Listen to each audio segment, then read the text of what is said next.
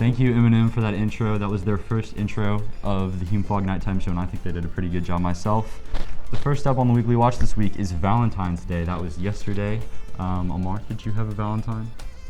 I did have a Valentine. Do you want to shout her out, or do you just want to leave her anonymous?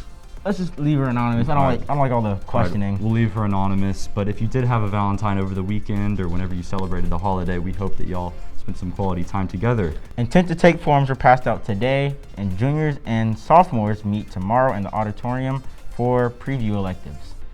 Sounds awesome. Amar, do you know what classes you want to take next year? Next year I'm taking statistics, AP Lang, Okay. Gov, personal finance, the ones that are required, and then cinema studies. I heard cinema studies is really easy. Yeah, I'm actually in cinema studies right now. We just watch movies. It's pretty chill. Oh, I love that. Statistics, highly recommend statistics. If you're not going into engineering, I think statistics is I think it's more useful for the real world than your algebra or calculus or whatever you're taking. But yeah, I hope you enjoy your classes next year. And last up on the Weekly Watch is no school on Friday. Pretty fun news. That's going to be a teacher planning day. So with your off day, I hope you spend that time however you want, whether that's catching up on schoolwork or enjoying your long weekend. And now on to the athletic segment. Spring sports started practice yesterday. This includes our baseball, boys soccer, tennis, and track teams.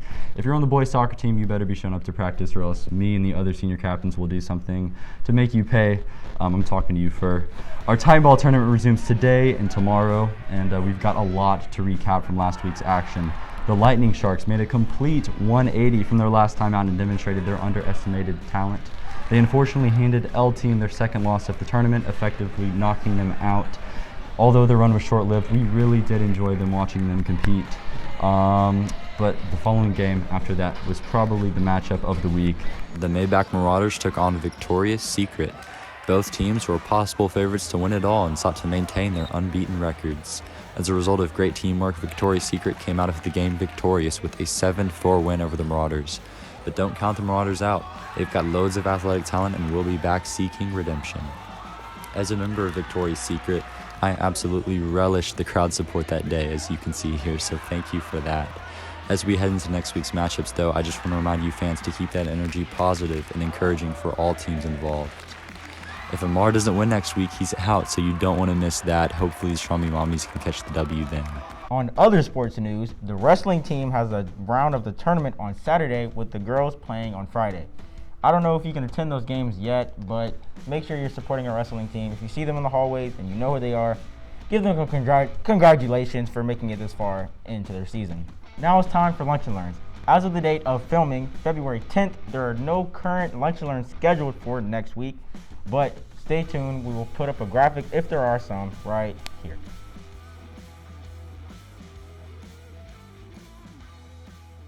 And that about wraps it up for the Weekly Watch. And now it's time for everyone's favorite segment, Student Surveys.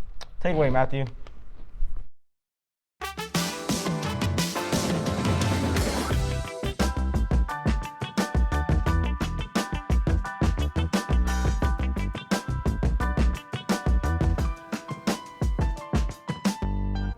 What's going on, guys? We got a very special guest cameo for this student surveys. First question, what's your dream job? I think I have it, athletic director. Boom, that's a good answer. I think I want to be a pediatrician.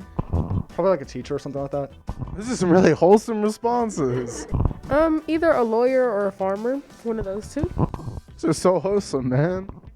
Low-key, I'll go with astronaut. we got a lot of astronaut responses down here. Probably an astronaut as well.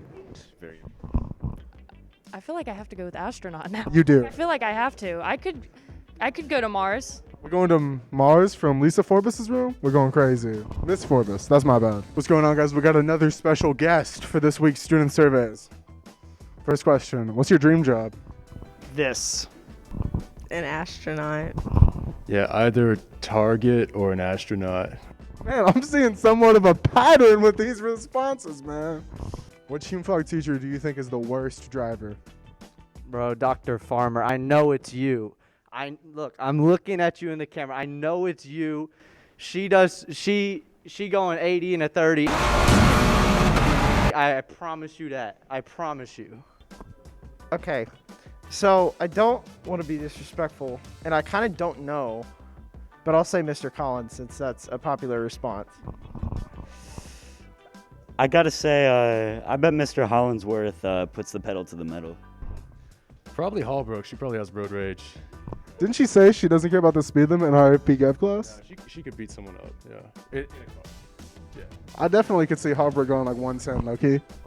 Probably Collins. He always rides a bike. Can't drive. Mr. Collins. I'd say Mr. Collins. Oh, we got a consensus here, guys. That's kind of crazy. Probably Mr. Collins because he probably needs a booster seat to see over the glass. We got some strong allegations up in the student surveys, y'all.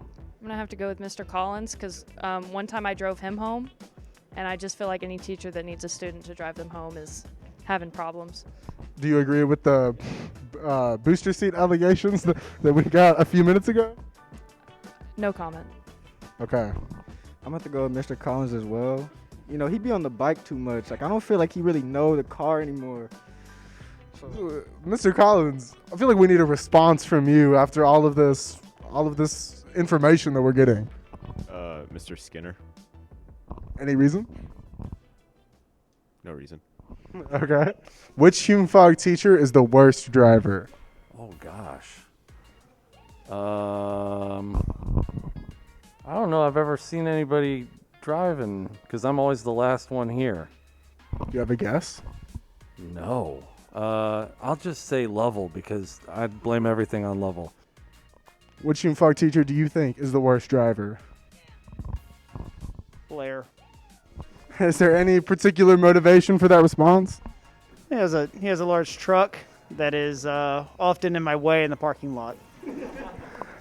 Last question, guys. Would you rather have a parking garage for Hume-Fogg students that's free or our own athletic field? Parking garage. Yeah, definitely a parking garage. Parking garage because I'm paying $200 a month. Parking garage. Sports field. The garage. Own athletic field. I'm tired of driving to West End in Rose Park. Parking garage, no debate. Definitely athletic field. No. Definitely No debate. I just said that. Definitely athletic field, yeah. No debate, though. No debate. Athletics. I actually walk to school, or my dad takes me also sometimes. So it's not really an issue that I can relate to, if I'm being honest. Absolutely. Athletic field, easy. I don't have to pay for parking, so it's fine. Oh, parking garage without a doubt. I'll take athletic field. I hate going to Metro Center for soccer, so just being outside, just being able to go to the field would be so much easier. I also hate going to Metro Center for softball, but that doesn't make me as broke as parking does, so parking garage. Athletic field, but that's because I don't care about the kids. Thank you. People were saying you needed a booster seat to see over the steering wheel. I'm sorry. I'm so sorry. So sorry. All right. Okay, I'm ready for this. All right, I'm gonna give people the context, and I'm gonna ask for your response. Okay. All right. Are we good? All right, guys. As I'm sure you've seen, we've been running the question this week: which Hume-Fogg teacher do you think is the worst driver? Now, we've gotten a lot of responses about a lot of different teachers, but disproportionately, people think Mr. Collins here is the worst driver.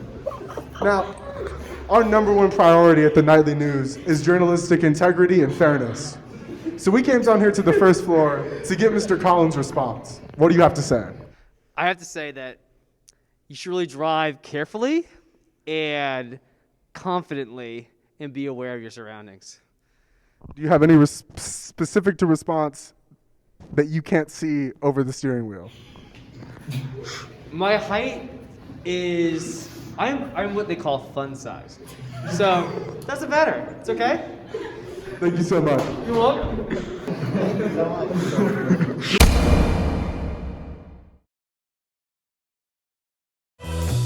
What's the nastiest thing y'all seen in the Hume-Fogg hallways?